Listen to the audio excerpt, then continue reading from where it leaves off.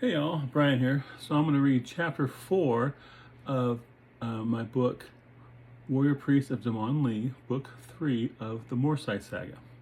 Now, in chapter 3 and 4, the boys got shipwrecked in this jungle area, fought off cannibals. Now they're making their way north from the cannibal village. They've just taken out the witch doctor. Now, this is leading into one of the most important areas that I ever created and for this series.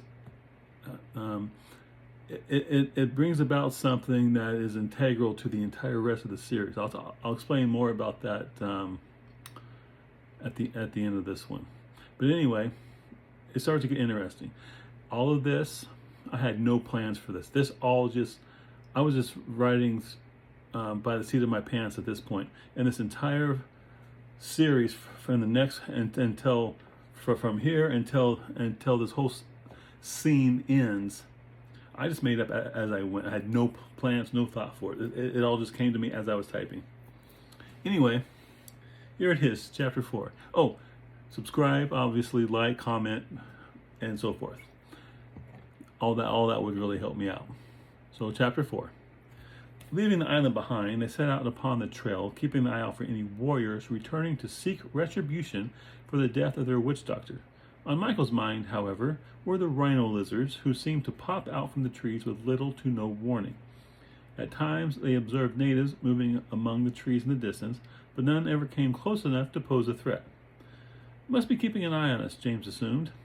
"As long as that's all they want to do," Michael said, as he continuously scanned the sides of the trail, as well as behind them, for natives and rhino lizards. "Think they'll attack us?" Jiron asked. Shrugging, James replied, "Who knows? I wouldn't think so, since we took out their most powerful person, though you never know. They may be preparing to attack us at any minute," asserted Michael. "If it happens, James told him, annoyed at his negativity. "But until it does, there's not much we can do in anticipation anyway, so relax." Michael was anything but relaxed as he continued to jump at every noise coming out of the swamp. The trail began running along the banks of a larger, slow-moving waterway. Large creatures were in it, cow-like creatures that acted quite a bit like hippos, though they didn't resemble them very much. They seemed harmless, only lifting their heads out when James and the others passed on the trail. "The fishes aren't eating them," observed Jiron. "No, they're not," said James. Taking a closer look at the water, he continued, "It doesn't look as if those fishes are in these waters. Maybe they prefer the stagnant water in still ponds. For the stagnant water of the still ponds. There we go. "Hopefully, we'll not have to put it to the test," Jiron said. "Yeah," agreed Michael as they continued along the waterway. The trail grew less distinct the farther from the island they went, until it all but disappeared. "Did we go the wrong way?" asked Jiron. "The fact the trail ended would suggest the natives don't go into these parts," reasoned James. "Of course, that could be a good or a bad thing." "What do you mean?" asked Michael. "Well, it's good in that we're unlikely to run across any band of native warriors," he said, to which Michael sighed and smiled. "However, it would stand to reason that there may be a reason why they don't go here." He explained further and watched the smile disappear from his face. What would keep them from coming here?" he asked, a touch of nervousness entering his voice. "I don't know," James told him. "But relax, it could be as simple as it is far away from their village." "Well, where should we head now?" Jiron asked as he took in their surroundings. James paused a moment and considered their options before saying, Going back the way we came is out. I think we can all agree on that." Michael vigorously nodded in agreement. "So let's try to maintain a northern direction, staying on as firmer ground as we can." "Sounds reasonable," Jiron said as he studied the ground ahead and headed out, leading the way. Yeah, I'm trying to remove all the of thems. Don't really need them. James went next, still hobbling with his stick. His leg throbbed constantly. He was also beginning to feel weak and tired from the loss of blood, not to mention the magical exertions during the battle with the witch doctor. "Ah!" Michael screamed from behind them. Turning quickly, they saw him staring at a little furry creature sitting at eye level in one of the trees close to the road. It just sat there, staring at him as he stared back. To James, it looked like a little monkey, similar in nature to the one that had enthralled MIko back in Willamette. "It's just a monkey," he told him. Red with embarrassment, MIko turned a sheepish look to James and said, "A monkey. I knew that." "Leave it alone and let's get going," Jiron said as he resumed searching for a halfway decent path through the swamp. As MIko caught up to them, he said, "It just popped out of nowhere and startled me is all." "I know, we're all on edge," replied James as he patted him on the back, trying to reassure him. They continued for a while, at times having to force themselves through the dense, tangled underbrush. The stench of decay and stagnant air was at times almost overwhelming, but they covered their noses and pressed on. Sunlight began diminishing, and that was when MIko realized they were going to have to spend the night in the swamp. The thought of being stuck there in the dark totally terrified him. Thoughts of rhino lizards having him for a midnight snack kept running through his mind. Jiron brought them to an area that would do for a campsite. It was not very large, but it was on dry ground and wide enough to accommodate them. As he went in search of dinner, James and MIko cleared a spot for a fire and began gathering wood. "Let's make sure to get enough to last the night," James told him as he brought in a load. "Try to find the driest pieces you can." "It's all soaked from the rain," complained MIko, but I'll do what I can. He continued gathering wood and then said, "All the trees in this area seem to be either dead or dying." "Yeah," James replied, looking around at the wilted vegetation. "I'd noticed that too." "What do you suppose happened to them?" he asked as he deposited an armful of wood. Near the edge of their campsite lay a pile of dead wood. He moved the top ones to the side to see if there were any drier ones at the bottom. Picking out the driest, he collected another armload before returning. "I don't know," admitted James. "Several possibilities come to mind, like too much water in the root system causing rot. Who knows?" Taking some of the wood MIko had already collected, he stacked several of the smaller pieces together. Once they were set to his satisfaction, he used a little magic and caught the wood on fire. Feeding the flames with more of the smaller sticks, he got a good-sized fire burning. Jiron returned with a couple of animals that James had never seen before. "What are they?" he asked as Jiron brought them to the camp. Shrugging, Jiron replied, "Don't know, but roasted, they should taste good." He proceeded to skin them and placed each upon a skewer, which he fixed upon a makeshift roasting spit over the fire. The smell of the dripping fat into the flames made their stomachs growl in anticipation of the meal to come. The light from the fire seemed intent on attracting every bug in the vicinity. Not only that, the bug repellent had begun to lose its effectiveness. So, James redid it, only this time he coated the entire area, ground, trees, as well as themselves. When the spell was over, the bugs were gone. I wish I could do that. "Thank the gods," Jiron said when they were finally left alone. The incessant buzzing in his ear had begun to drive him crazy. "I know," said James. "They were getting on my nerves too." "It didn't smell as bad this time," observed MIko. "Probably because you're used to it," James explained. "You smelled it all day." "Suppose you're right." When the critters had cooked sufficiently, each took one off the fire and proceeded to eat. The only water they had was the lone water bottle that MIko had attached to his belt. All the rest of their packs and things were at the bottom of the sea. They shared the water, conserved it as best they could. "How's your leg?" Jiron asked while they ate. "Still throbs something awful," he replied. "I just hope this swamp doesn't get infected or some parasite gets into it." "Parasite?" asked MIko. "Parasites are small creatures that you can barely see that take up residence inside you," he told them. "Some are fairly harmless, and your body can get rid of most of them on its own. Others will feed off you until you die." Shuddering, MIko looked at him and asked, "What can you do if you get one?" "Here?" James said, gesturing to the surroundings. "Not very much. Back where I came from, they have medicine that will remove most of them. But here, you'd have to have them cut out of you, assuming you could even find them. But if we're careful, you should have nothing to worry about." Having finished his meal, he yawned and stretched out next to the fire, getting comfortable. Jiron said to MIko, "I think we should split the watch and let him sleep. He could use it." Nodding, MIko replied, "You want first watch, or should I take it?" "Can you stay up and keep the fire going?" he asked. "Not really tired right now," MIko said. "You go ahead and sleep, and I'll wake you in the morning. I'll wake you in the middle of the night." Settling down next to the fire, Jiron looked over and saw that James had already fallen asleep. Closing his eyes, he let the fire's pop and crackle lull him to sleep. Sitting by the fire, MIko kept watch. Throughout his shift, he jumped and started at every noise coming from the darkness. At one point, a roar sounded from far off, and he jumped to his feet and was about to wake Jiron, but he hesitated. He listened to the roaring for a while longer and realized it wasn't coming close to their camp. So he settled back down and didn't wake anyone. Putting more fuel on the fire, he sat in close and managed to stay awake until time to get Jiron for his turn.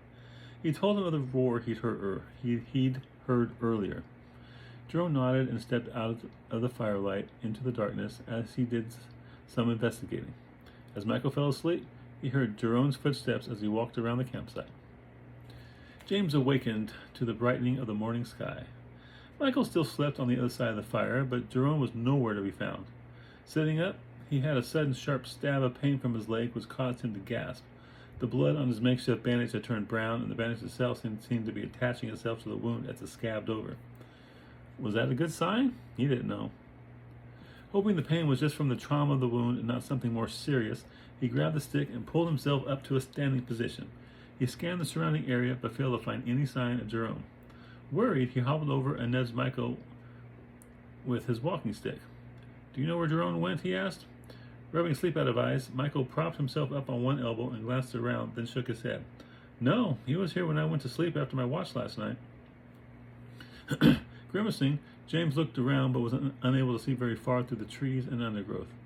"Where is he?" he quietly mumbled to himself. "Jiron!" MIko hollered out. "Shh!" James said, shushing him. "You're going to attract anything wandering around out there." Suddenly nervous, MIko looked around fearfully, expecting a rhino lizard or something else equally nasty to make an appearance. When no creature did, he gradually relaxed. Turning to James, he said, "Sorry. We'll just have to wait until he returns." They waited for another 10 minutes or so before they heard the sound of footsteps approaching. James ready to slug just in case. Soon, Jiron emerged from the trees and made his way over to them.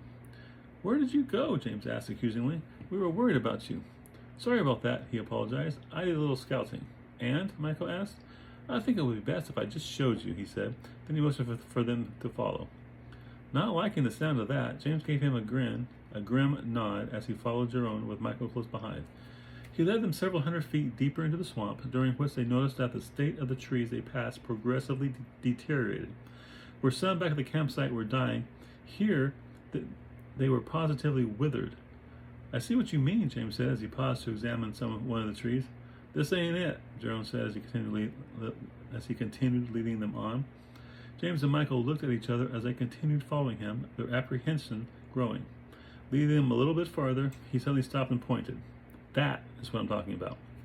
James looked and saw a pyramid-shaped stack of white stones up ahead. He glanced to Jiron, who nodded. Moving closer, James felt the prickling sensation he felt whenever magic was being worked. He stopped suddenly when he realized that it was not stones that comprised the pyramid, but human skulls stacked in layers. Backing up, he motioned for them to back away as well. Once they had backtracked far enough away that he no longer felt the prickling sensation, he said, "It's magical in nature. I can feel it." "Could this be why the natives don't come this way?" MIko asked. Jiron looked to James, who nodded. "I would think so." "What do we do?" Jiron asked. "Find another way," he replied. "I don't know what it's doing, but I really don't think we want to go that way." "All right," he said. Once again taking the lead, he turned back and tried to find a way around the pyramid. MIko hurried along behind, anxious to put as much distance between them and the pyramid as quickly as possible. He took them west back toward the waterway, and when they reached it, turned north again. But the waterway curved and brought them back to the area where the trees were withering. "Not this way," he said, turning again to the south as he backtracked still farther. Retracing their steps, they found their way back. Taking them east this time, he was able to find a path where they could walk without having to take the chance of slipping into the fish-infested, stagnant water. They moved a short ways east when a noise could be heard, like something moving through the undergrowth. He had them wait for a moment while he continued down the path to investigate. He disappeared through the trees ahead of them for a moment, and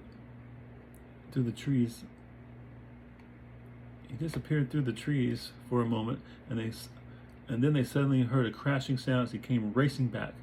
Bursting out of the trees behind him was a rhino lizard, charging fast. MIko screamed as he turned to flee. James also tried to run, but on his injured leg, realized he wouldn't be able to move quickly enough to stay ahead of the charging rhino lizard. He turned to face it and in a flash released the magic. Crumph! The ground in front of it exploded upwards, startling it. Roaring loudly, it came to a stop. Taking advantage of his startlement, they moved away and hid behind some trees.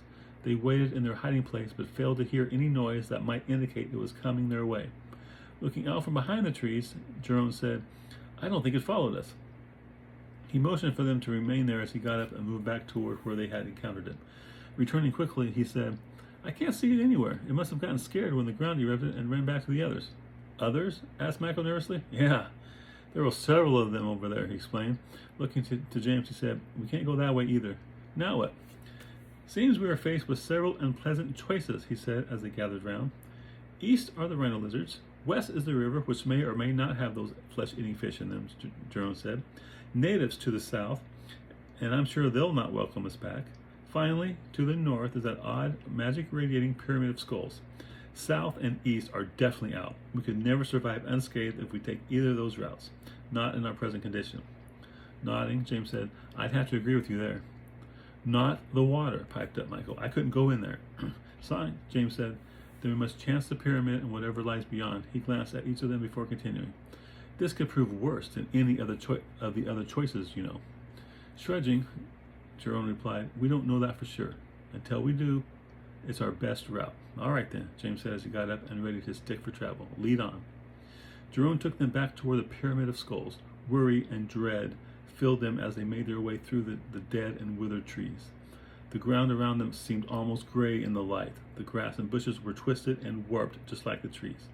When they at last saw the pyramid, Jiron paused for a moment. Glancing first to James and then MIko, he gathered his courage before continuing toward it. When they were but scant feet away, MIko gave James a weird look. This close to the skull pyramid, even the other two were able to feel the magic of it. MIko stayed as far away from it as the ground would allow. Any farther, and he'd be in the water.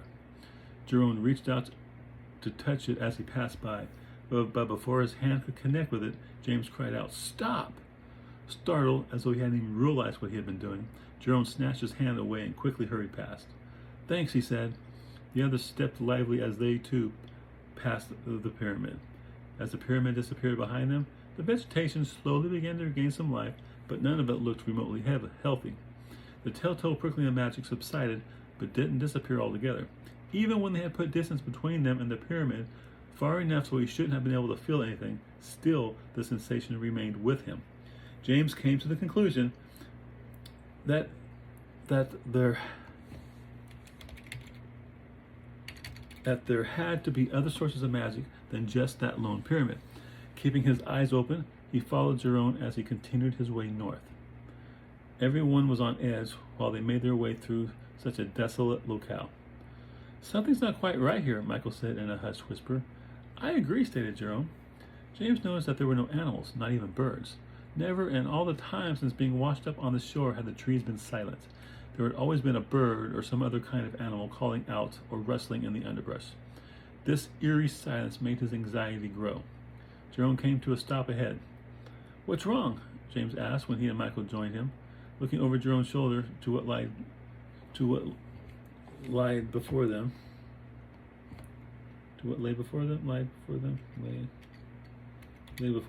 he said, "Oh." The gnarled and withered trees ended a short distance ahead at a large clearing. In the middle of the clearing sat a large complex which had long since fallen into ruin. Portions of some of the buildings remained intact, while others had collapsed completely. Several of the buildings looked to have once stood over 2 stories. Sections of some still did. The buildings formed a semicircle around a weed-infested courtyard. All the vegetation within the clearing and bordering it showed the worst sign of withering. Within the center of the courtyard sat a larger pyramid of skulls, 2, maybe 3 times the size of the one they encountered earlier. Looking at it made James's skin crawl.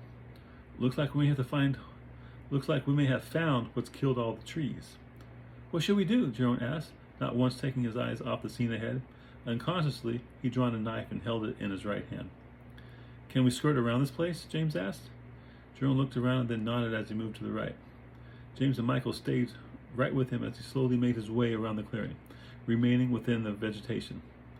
MIko suddenly tripped on an exposed root and lost his balance. Trying to remain upright, he ended up stepping out of the vegetation and finally fell upon the ground within the clearing, coming to land a couple feet from the edge of the vegetation. As soon as MIko's foot first stepped into the clearing, the prickling sensation spiked. James's attention was drawn to the large pile of skulls, and it almost seemed as if he could see an enormous pulse of energy erupt from the pyramid. Moving fast, the wave washed over them as it continued deep into the swamp. "MIko," he cried, "get out of there!" Getting up lightning quick, MIko scrambled back to them as he quickly looked around for the reason for James's warning. "What's wrong?" he asked, not saying anything threatening. Both he and Jiron looked to him as he replied, "When you stepped into the clearing, I felt a pulse emanate from the pyramid." "A pulse?" MIko asked, eyes widening in fear. "Yeah, it seemed like it fanned out, moving out into the swamp in every direction." "What does that mean?" asked Jiron nervously. "I don't know. I've never encountered anything like that before." "Well, let's not wait here and find out," Jiron said as he looked around. "Let's move." Without waiting for a reply, he headed out and they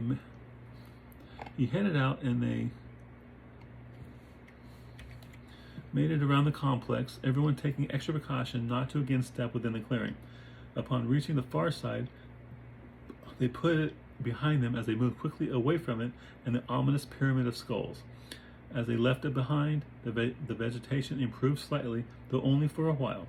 Soon, the vegetation once more began to show drastic signs of withering and decay as they encountered another of the smaller piles of skulls. The prickling sensation grew as it did before when James approached it. As Jiron passed the midpoint of the pyramid, he suddenly cried out as he fell backward into James, knocking them both down. "What happened?" James asked as he picked himself up. "I ran into something." "Let me see," James said as he cautiously approached the pyramid of skulls. Holding out his hand, he walked slowly toward it. He moved around the skulls to the right, still holding out his hand. When he came even with the pyramid, his hand encountered a barrier. Stopping, he placed both hands upon it and pushed. It felt solid and smooth.